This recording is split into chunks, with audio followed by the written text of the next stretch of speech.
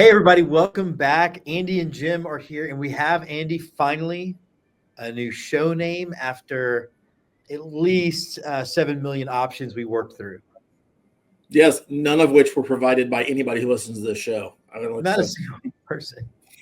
All Craig Harmon did was agree, which I appreciate the support. I mean, that's something. That's somebody saying something. So we, like that. Thanks, Craig.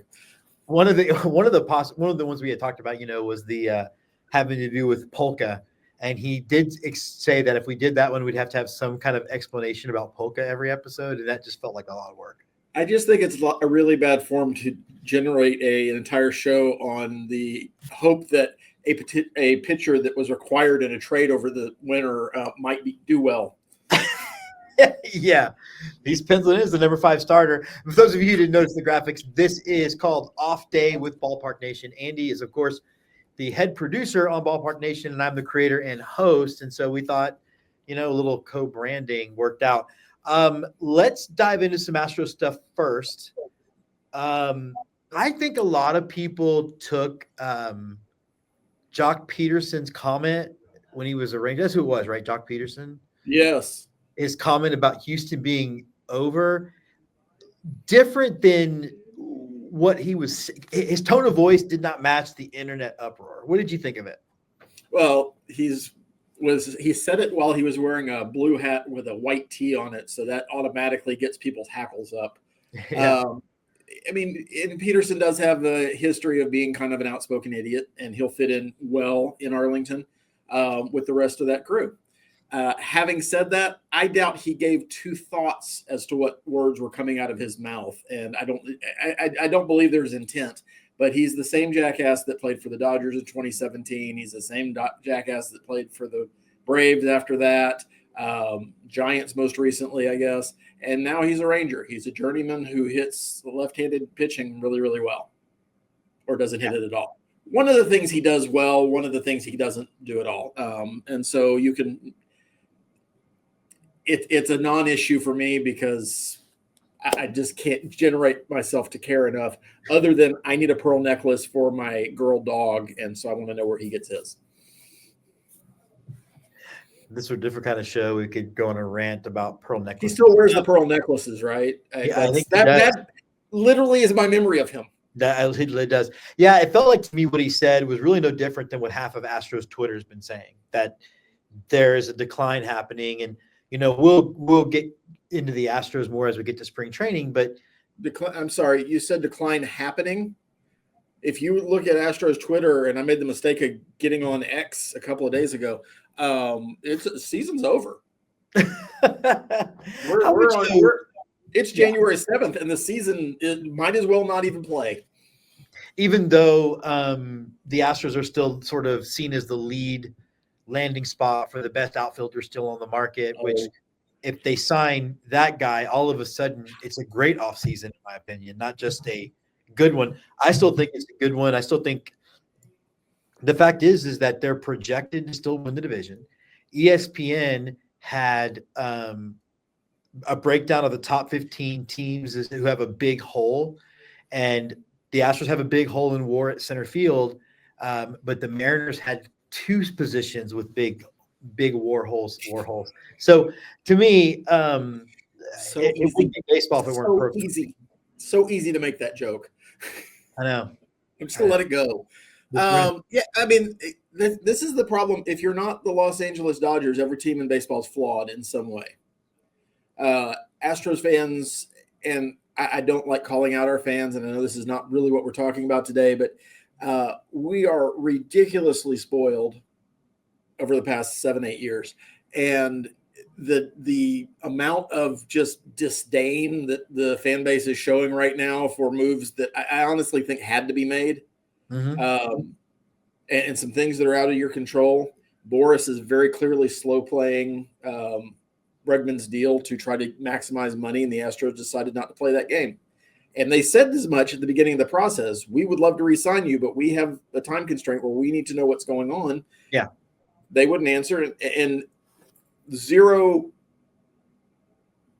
benefit of the doubt is being given to the front office right now. And I know it's very easy to hate on Jim Crane because he only has the fourth or fifth highest payroll in baseball. So clearly a cheapskate and won't sign players who won't perform after they sign long-term contracts until he does, and then they don't perform, and then they're mad about that too.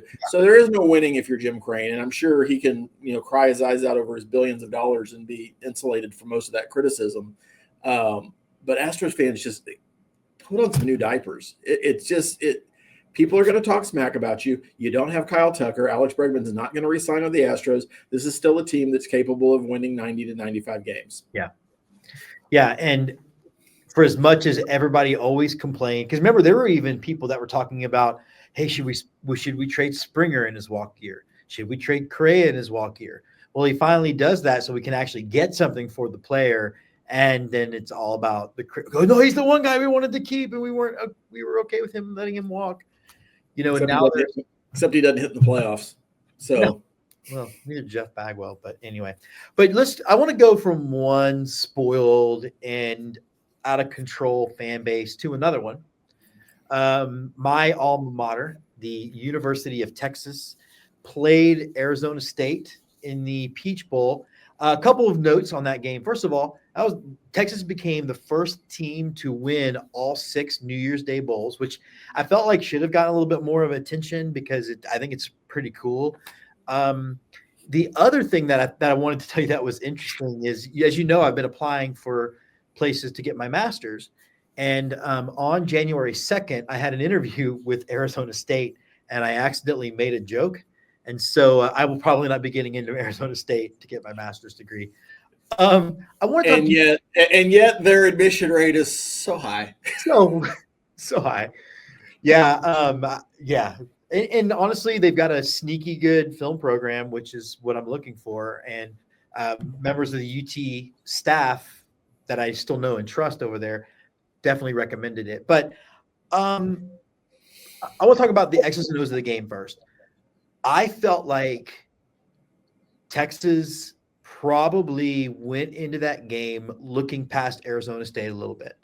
And I want to talk X's and O's, and I want to talk narratives out of the game. But it felt to me like it was a pretty vanilla offensive game plan. You didn't see Arch Manning. Thoughts on the game from your perspective? I think someone turned it off after a while, then maybe turned it back on. Well, you have to reset, right? That's how games work. Now, I don't see that Texas necessarily had a bad quote unquote game. It was more of some things didn't go the way you would have expected them to on Texas's part, especially from an offensive. Frankly, the Texas offense has been struggling for a few weeks now. Sure. That's not a secret. It took them 2 overtimes or an overtime to get 2 overtimes to get into the 30-point range again. That's not what you would expect from a Steve Sarkisian offense with Quinn Ewers and all the skill talent you guys have. There's some problem on the offense. I think the other part of that, and you do always have to give credit at this point, neither of us think the Big 12 is comparable to the SEC or the Big 10 from a talent standpoint. But I think every college football team that wins a championship after playing 9 games or a round robin or however the Big 12 picks their champion now out of a hat. I don't even know. But they got there. There's some talent, and I think it was just probably a bad matchup in some respects. There's some things where they played out of their mind. You would not expect Texas to give up 250-plus rushing yards to a Big 12 team, but they did. Yeah. Texas could have played better, but I think Arizona State's coaches schemed really well for what you guys do well. And that's when you get to this level of a playoff round, I don't think anything's necessarily a surprise other than this was the one game that was within 1 score. Yeah, and just to give the Texas defense a bit of a break, the 2 biggest plays were a fake punt and then the scatterbow halfback pass, which means they weren't beating you lining up and just playing football in that respect. I think we both went to high school in Texas, and while we went to the same high school and you didn't play big stakes 6A high school football, there's no such thing as a bad playoff win. Yeah. It is absolutely survive in advance, especially in this first year that everybody's trying to figure out the lay of the land and everything else. Do I think Texas got a favorable draw being the 5 seed? 100%. Yeah. Are they taking advantage of that? 100%. Good for them. And if anybody else had done it, like most people would have had Texas, they would have been the 3 seed and had to buy. Like if they had done it the way we thought everybody thinks they should have done it, which was by seeding and not by ranking and not necessarily by conference championships getting the auto bid. Yeah. Auto buy. The other part of it too was I think the Texas defense was beat up in part because you had, first of all, the first Texas offensive possession was 2 plays. The big concern I have for the Longhorns right now, though, is special teams. Texas lost the SEC championship game because Bert Auburn couldn't make a field goal. Texas goes to overtime because Bert Auburn can't make one of 2 field goals, both of which were at 40 yards or inside 40, where he is supposed to be automatic. But the biggest issue I had was the lack of discipline on the fake punt again. You could talk about the running into the kicker, but there's a lot of people who look at that play and he was outside the tackle box and shows a flag that shouldn't have been thrown. There's lots of flags in every game that either should or shouldn't be thrown, so that's not necessarily a thing that worries me. But it does feel like in the matchup, and we're going to get to the matchup later on this week, but that's one glaring area where Ohio State's clearly better than Texas. Yeah, I don't. This is going to sound like the Aggie doesn't like the Longhorn thing, so bear with me. I've never been terribly impressed with Bert Auburn, and they talk about him a lot on the broadcast because I've been forcing myself to watch the broadcast this year, and every time y'all get a national time slot, they talk about Bert Auburn like he is Tucker.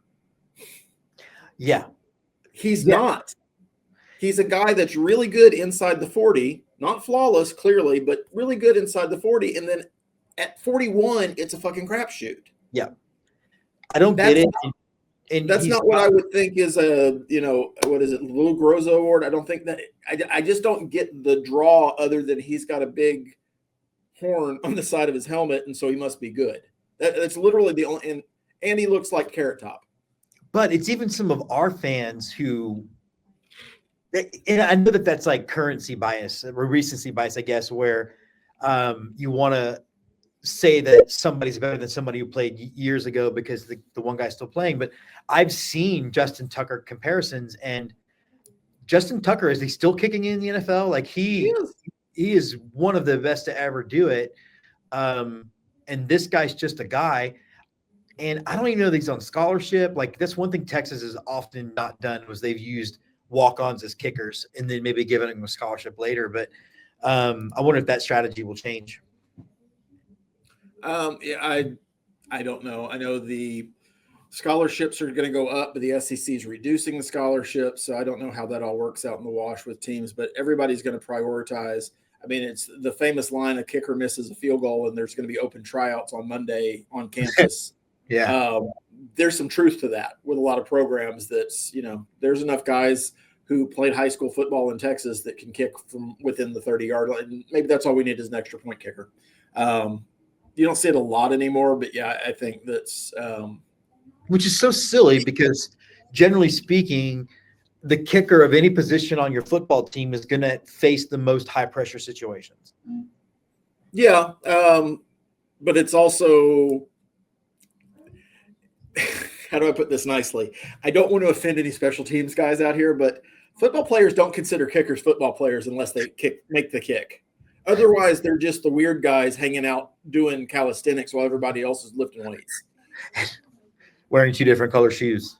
Right. And that's not new. That's not an original thought. That is literally, it's the kickers.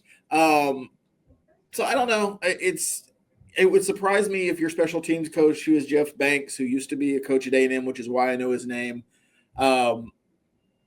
didn't have some special conversations with Auburn this week. But I also think at some point Auburn is what he is. This is not a new thing for him this season. Yeah.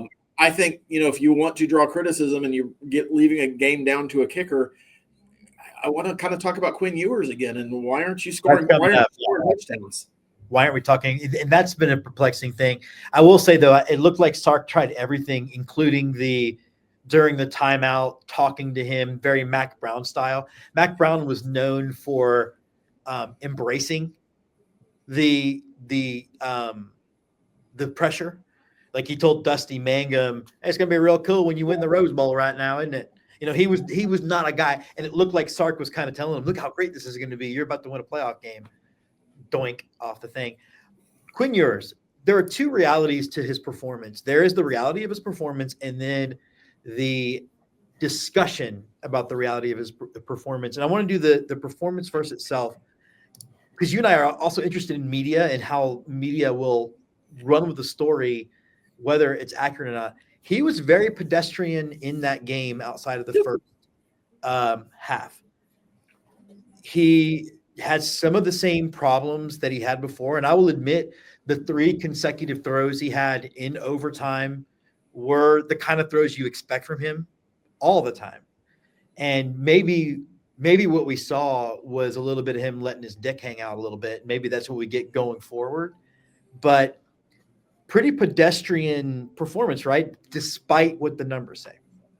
I mean, if you turned on the game and watched the first quarter and then turned it off and turned it back on in overtime, you would think that he's an MVP level quarterback. That's because that's what he's capable of. And if I was a Longhorn fan, it would drive me crazy because there's that whole 2.5 quarters in the middle, 3 quarters in the middle where nothing happened. And it's very clear when teams play Texas right now, the goal is to stop your running game and hope Quinn Ewers doesn't beat you. And very often he's not going to. Yeah. He did against Arizona State, and ridiculously bad defensive call on the 30-yard touchdown, the first one. And then I'll put on that because they had ran that and he had been sacked 3 times, including running it and causing the safety. I just don't think they recognized that Quinn finally recognized it after 3 times and changed their protection. Yeah, but the only thing that can beat you is a touchdown, and you send 7 guys, 8 guys. Oh, from that perspective, absolutely, yeah. You should have gone into basically a prevent defense and put everybody. Yeah, you line everybody up on the end zone and stop the play in front of you. That should have been the call. Boneheaded move by Arizona State's coach on that. But that pass to your tight end, Helm, in the second overtime, that's what the way Quinn Ewers is talked about, that's what I would expect to see every possession. And there's just so many possessions where he doesn't do that and doesn't do anything close to it. And let's put it this way, if he had thrown an interception on that play instead of throwing a strike to Helm, who was wide open, that would have been the Quinn Ewers I've been watching for the last 6 or 7 weeks. One of the things that the narrative is run to is how great a game he played. And then the other part of the narrative is that how bad it was that Texas was pushed to overtime. If Quinn doesn't throw the world's worst interception with 6 minutes to go, there is no overtime. Texas wins by double digits. How is it they can justify both of those narratives as the national media wants to run with this? Is this just purely they're trying to tell a good story? Because I think by and large, sports announcers believe that sports are driven by individuals and interest in those individuals, and so they need the story. It's the Colt McCoy and Jordan Shipley on a bass boat, and their dads were roommates in college, and da-da-da. And, hey, I forget who it was, but the quarterback the Clemson quarterback was from Austin. Did you know that? He played yours in the state championship. Did you know that? And I think that's largely true when you get to the pro ranks because the personalities are so big. But people aren't tuning in to college football games to see Quinn Ewers necessarily. It's an added bonus if you've got great players at great positions, and they'll certainly get talked about. But people are logging in or tuning in or clicking in to see A&M because they're an A&M fan, or Texas because they're a Texas fan, or Notre Dame because they're a Notre Dame fan. And that's the draw in college football. And I don't think the television networks, especially in this playoff world, necessarily understand that. If you have Texas versus Ohio State, which we're about to talk about, that's the draw. It doesn't matter what your running back does in the offseason or what Quinn Ewers, how he shaves his goatee for this game or where his mullet is shaped or what kind of Lamborghini he's driving as part of his NIL deal. It's Texas playing Ohio State. They're two giant programs at kind of the best they've been in a while. So that's going to be a great game, but we're going to be riddled with the human interest stories because I guess they think somebody needs those. And if you want to keep that on game day, yeah, and they focus on important things like whether or not Ryan Day dyes his hair in his goatee. I'm sure you haven't heard this yet, but did you know that Quinn Ewers originally committed to Ohio State and that his contract offer was when he was in 8th grade? Did you know that yet? He was there for a whole year. He was. His mullet, I wish, had stayed there. The other thing about this game, and I would it be shocked to hear you that my fan base has already started the Fire Sarkisian stuff, which it's almost like, did you not live through Tom Herman? Well, that's fine. My fan base has started the Sarkisian to the NFL rumors to try to disrupt your recruiting. So it's tough on all levels for you guys. Tough on everybody. Yeah, but I will be honest too, though. The key games that Texas won toward the stretch was the game against A&M and the game against Clemson, and they won that by leaning on the run game in the last half of the fourth quarter. And they got the ball back with 4 minutes to go, something like that. And they start out with a run to Wisner. That's a 6-yard gain. So a better than average run. And then immediately throw the football into that interception we talked about. Is there part of Sark you think that doesn't think the run game's sexy enough and he wants to be able to show he can throw it all the time? Or was there another reason for that call or another reason to go away from what had worked before against both Clemson and A&M? And by the way, two teams with vastly superior defensive lines to what Arizona State threw out there. I have long thought, and I know I've said it on different iterations of this show or the shows that have preceded it, but I think Sark is in love with the idea of throwing the ball to his detriment. There are so many games that you guys could have won and won handily by just running the ball. When you've proven you can run the ball, when you've proven you can run all over whatever defense that other team's throwing out, and he just refuses to do it. And I don't know, I can understand it against the Louisiana Techs of the world because you're working on things. It's like a spring training game almost. We're gonna script these plays and we want to pass a certain number of times to work on this particular thing.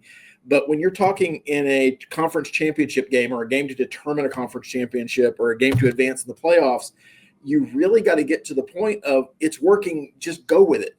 Yeah. You can win a lot of college football games by running the ball. And the only thing it's going to do beyond eat clock and gain yards is open up your pass game later instead of throwing into really ridiculously narrow windows because everybody knows Sark got bored with running the ball. Yeah. And as I've watched a couple of people talk about this on YouTube where Quinn is not the guy that's going to throw people open. They have to scheme open receivers for him. And It's hard to do that. Yeah. What's interesting too, is you and I have watched enough football to know that even if the running game isn't working in the first quarter or the second quarter, you keep at it because by the time you get to the fourth quarter, that defensive line is going to be worn down. Honestly, like Texas's was, because the offense was 3-and-outing all the time or turning the ball over or scoring too quickly. Those were things that caused Texas's D-line to wear down. Well, and the whole point of building offensive line the way Texas's NIL program and recruiting program have gone about over the last 3 years is so you can dominate defenses. So you can run the ball not only when you want to, but when you need to. And I get that your running back room is a little bit shallower than you were going into the season, and Jaden Blue has been kind of a disappointment with the fumbles. But it boggles my mind every time I watch you guys is the interception that you keep talking about where they went 6 yards on first down and then threw the interception. You also were in a situation there where you needed to burn some clock. Yeah. And guess what? You burn clock by running the ball. That hasn't changed. I think Sark gets too cute for his own good sometimes. And I don't know that anybody on that staff is empowered to say, hey, we just run the ball. It'll be all right. Yeah. And I wonder that too. Obviously I don't know him. I don't get the vibe of like a Lane Kiffin, super big ego kind of deal. But it does seem like you need to have somebody on your staff that's a game situations coach who says, here's what we need to be doing now, because you do have a lot going on when you're the coach. And maybe you get tunnel vision with each situation, as opposed to, we've heard about it. Bill Parcells used to have a guy who would tell him when it was time to take a timeout. Like, even the best coaches do that. Well, I mean, you've got time to talk to your kicker about what he's going to be doing when he's winning games. You also have to be thinking about the offense and thinking about the defense and thinking about what you're getting. Well, who's bringing orange slices to practice? Right. I mean, what if Quinn Ewers' mom doesn't do it this week? You got to have a backup. Maybe it's fruit roll-ups. I don't know. There's a lot going on when you're the head coach for a big program. It really is. You're like a CEO of silly shit. But let's talk a little bit about Ohio State. And I really want to get into the game a little bit today, a little bit tomorrow. But Ohio State loses to Michigan, and the national narrative is they're going to lose in the first round of the playoffs. They're nobody. They ended up, having two very impressive wins against teams that I did not expect them to blow out. Probably Tennessee more than even Oregon, because in Oregon, back in my mind, Oregon is still a soft Pac-12 team, right? Like, no matter what.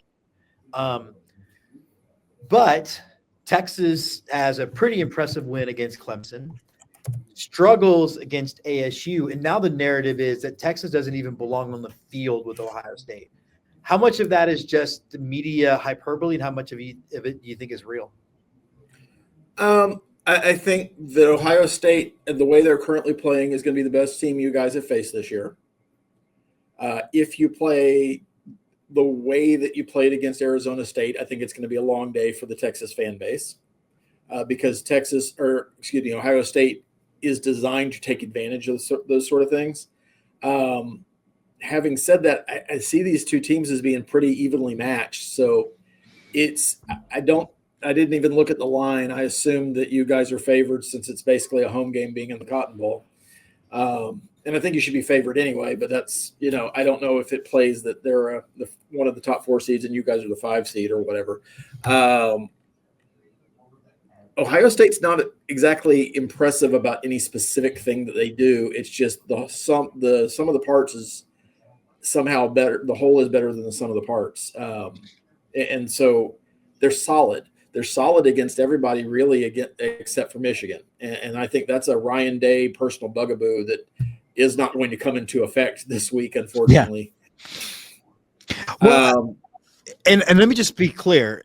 Ohio State being favored, I totally get it. I think we discussed the Texas special teams, which is way below, and games like this can often be decided by special teams. And while Texas has a dynamic roster, Ohio State's roster is probably deeper. So, and I even think it's interesting that for as much as the line has hovered between 4.5 and 6, the ESPN projections have changed even more in Texas's favor. So who knows what that means? But so as you continue your point, I'm not saying Texas needs to be favored in the slightest. No, and I'm looking at national rankings, and they're the 26th best offense. Right. They're in the top 30 in defense. I mean, they do a lot of things well. They don't do anything spectacularly. So that to me is a solid football team that can beat you however they need to beat you, but you're probably having to help them out to beat you. If Texas is playing at the peak of what they're capable of. And by peak of what they're capable of, I mean a couple things.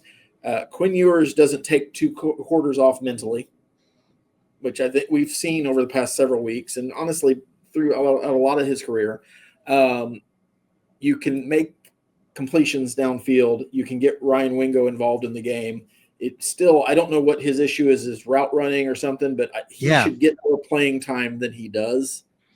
Yeah, I don't know how you don't have Wingo, Gunner, Bolden, and Bond out on the field at the same time.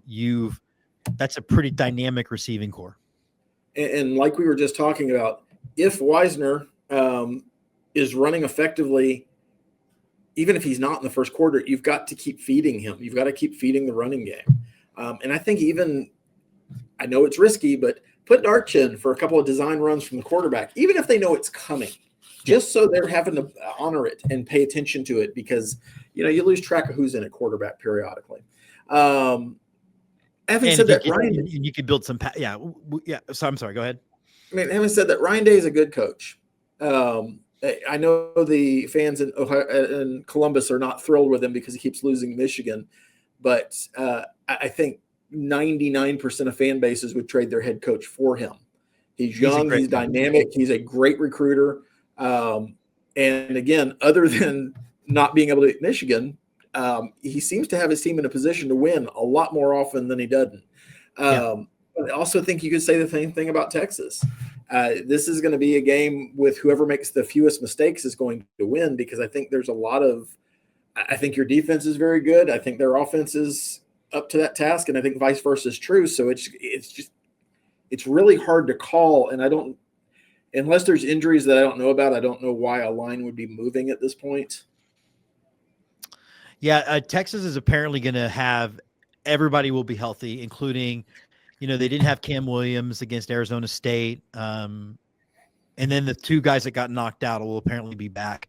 Yeah, I agree with you on Ryan Day. He also seems like a good dude, which that still matters to me. But I agree with him. And what I would say about Ryan Day and Sark is still relatively young in his head coaching career because of the interruptions he had with his bout with alcoholism, which, by the way, I love that Sooner fans are, and even some Aggie fans are still calling you an alcoholic.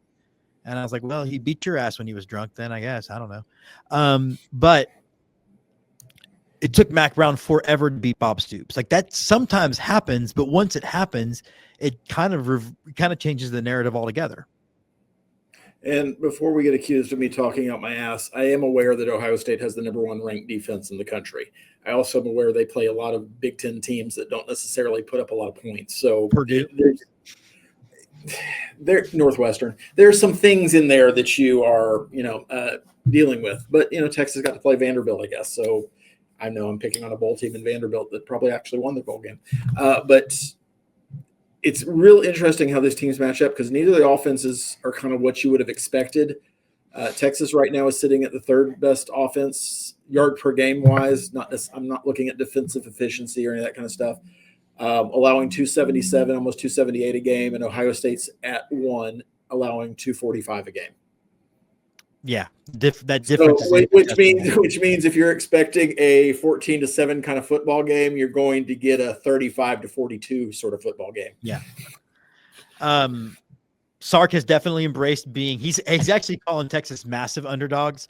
I don't know that being a 6-point dog is massive, but I guess if you're trying to coach and motivate, then anything counts. Yeah, but you can't Lou Holtz Ohio State.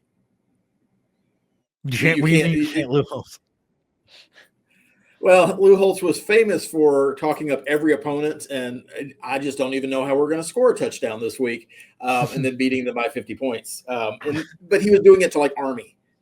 Right. They got a lot of servicemen over there, and they're willing to put their lives on the line. So this is a football game. They'll probably beat us by 100.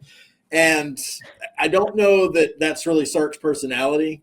And frankly, you guys would be better if, like you said, Quinn Ewers whips out his dick, and I think that comes from the first coach, and just starts doing things to score a lot of points. Frankly, Andy, stuff he did last year. That's the thing. I think that's part of the frustration is last year he still had the throw to the other team problem, but he was also, I feel like, making better, more consistent throws. And the offense was, I don't know what the points per game was versus last year, but it seemed like last year we were scoring more points. We just had a very bad defense. I mean, and last year you did play a Big 12 schedule, so that probably had something to do with that perception at least. But it feels like the deeper you guys are getting into winning territory, the more conservative Sark is getting. And I know that's counterintuitive of what we just talked about taking downfield shots when he doesn't need to, when he can run the ball. But if he's the offensive mastermind that everybody describes him as, you can get your rushing yards, you can get your passing yards, you can have big plays and big chunk plays through a lot of different aspects of the game. And it feels like he focuses on one or the other, and most often that's the pass. And if you know that's what's coming, it's kind of easy to defend. Yeah. And then you compile that with a quarterback who's a little bit iffy on protecting the ball. Yeah. And it doesn't look great. Yeah. But somebody's going to be paying him $6 million a year next year, so he won't be your problem. Right. I've heard Oregon. I've heard North Carolina. So those are the two biggest rule. North Carolina is a weird one. Oregon makes all the sense in the world. Yeah. I want to talk a little bit, though, before we get out of here. Two things about the playoff altogether. Every single first round bye lost. Now, Nick Saban actually predicted it, saying the hardest thing to do when you've not played football for a month is tackle or be tackled. But there was also the seeding problems, particularly with the Georgia game, where you're playing a really high-seeded team that you might not have played until another round in the playoffs. Is that just another symbol that the playoffs was set up maybe not as well as it could have been? Yeah, I think that's part of it. I also just think there's the dynamics around a college football team playing more games than any college football team has ever played before start coming into play. So you've got injuries that you thought you navigated or managed through a 12-game schedule and a conference championship, and now you've got potentially 4 more games to play. Tendencies tend to show up more the more you have games to show them during. And the talent level keeps rising. So in theory, these 4 teams that are left are the 4 best teams in college football. I don't really have an argument against the 4 teams that are left right now. Texas, Penn State, Ohio State, and Notre Dame have played very, very well and very, very solid football this year. None of them have been particularly spectacular, though. Yeah. And those 4 teams have really been about their defenses. And, there's a lot of old college football adages about an offensive line and a good defense will win you a lot of football games, and I think that's kind of proven out. But I think there's a lot that's being navigated here through this bracket that's being run basically for the first time. I honestly think we're going to get to the point now that there's enough noise and enough motion behind it that and now that we're really down to a power 2, that the auto bids or the auto buys for the top 4 conference championships probably won't happen next year. Yeah. Certainly won't happen 2 years from now, but I think it will be amended as soon as this coming year. Because you do want to see your best teams playing and give your best teams the best chance of winning. I also see the whole things with buys being an issue, as Coach Saban said, and he probably knows a thing or two about football, a little bit. He knows about selling Aflac now. I know that. And but his Verbo commercials, though, are I would not live with a host at 3:00, not 2:55. Yeah, I would not rent a house that had a host on site. So there's, already I'm ahead of the game there. I just think I think you go to 16 because they're not going to reduce it to 8. So I think you go to 16 probably within the next couple of years. But the quick fix is to fix the seating issue. Yeah. And I think, honestly, having Arizona State play SMU is probably a better football game in the first round. Yeah. I mean, exactly. And it does give the opportunity for some of these schools that, maybe got in at the latter half of the bracket to at least have an opportunity to get a little bit of national respect, as opposed to showing up against a better team that had a bye and then losing. And then all of a sudden it's like, well, you clearly were asked the whole time. What shocked you or anything shocked you about Notre Dame beating Georgia? No, Notre Dame's a really good defensive team, and Georgia doesn't have an offense. Gunnar Stockton may be a perfectly fine quarterback this year, but he clearly wasn't ready. And they got an interesting issue because their offensive coordinator, Mike Bobo, is a moron. And first of all, his name is Bobo. Well, they've got, based on recruiting rankings, and we both know those are only as good as the paper they're written on. And that's an old reference because nobody writes rankings down on paper anymore. But I don't even think they're worth the monitor I'm going to read them on. But you've got a room full of wide receivers that were very desirable who are all trying to exit that program now. You've got a quarterback in Carson Beck who was not great, and then he got replaced with his backup after an injury who was demonstratively worse. So it's – yeah, and people forget that after that first series when it was a change of pace thing, Texas shut that quarterback down. Like They picked him off a couple times. They were sacking him. Like, it wasn't like he turned into Joe Montana in the second half. And defensive rankings being what they are, I think based on what I've watched, Notre Dame is probably the best defensive team that's left in the playoffs. So that wasn't exactly a surprise to me. And Penn State winning wasn't really a surprise either. So, again, you guys are the only ones that had a challenge in the semifinal round or quarterfinal round. And now you've got what I think are the 4 best teams left standing. And it should be 2 and then 1 more really good game. Yeah. And that's the thing, is just embrace it while you can. If you're a Texas fan, football will be over on January 21st. Yeah. And if you're a Texas fan and you look at this season as a failure, even if they lose Friday, then I don't know what to tell you. It maybe makes last year's loss against Washington, where again, Quinn got them in trouble at the beginning and then threw his way out of it, and was 3 inches away from beating Washington, maybe look a little more painful, because I do think Texas beats Michigan if they get there. We'll never know. Last question though, you had mentioned the scholarship thing, and I wanted you to explain it to people what's going on and why you think it's a good or bad thing. Well, the NCAA is playing with things because of the revenue sharing that's coming, and I don't have the exact number in front of me, but like, for instance, baseball is going to get 35 scholarships allotted, 35 full scholarships, where they used to only have 17, right? Is what they had now. It was 11 and a half. 11 and a half. And so a baseball player in college, nobody's on a free ride. I don't think Paul Skeens was on a free ride. I mean, he had NIL to supplement, but your best college players were not getting free rides. They were getting portions of those scholarships. So maybe your best players got a half scholarship. Maybe in some cases a 3/4 scholarship, but you've got to spread the rest of that 11.5 out amongst 25 other guys. Yeah. Interestingly, in baseball, they've increased that limit to 35 for a roster, but the SEC has come back and said, nope, we're going to cut it at 24, which means you're going to have basically cream of the crop type players, but you're going to be getting rid of some of your conference dominance, I would say. We'll see how that shakes out. Football is in a similar place. I think that football is allowed to have 105 players on scholarship, up from 85, but the SEC is going to pull that back down in conference, making those scholarships a lot more competitive, especially when you consider players want to play in the SEC because they still visualize that as the best route to get to the NFL. And the draft keeps proving that out. And until we get a couple of years in a row where you've got 40 Big Ten kids and 10 SEC kids drafted, that's still going to be the belief. That is still, I'm sorry, the real measure of conference dominance. It's not who wins a national championship year in and year out.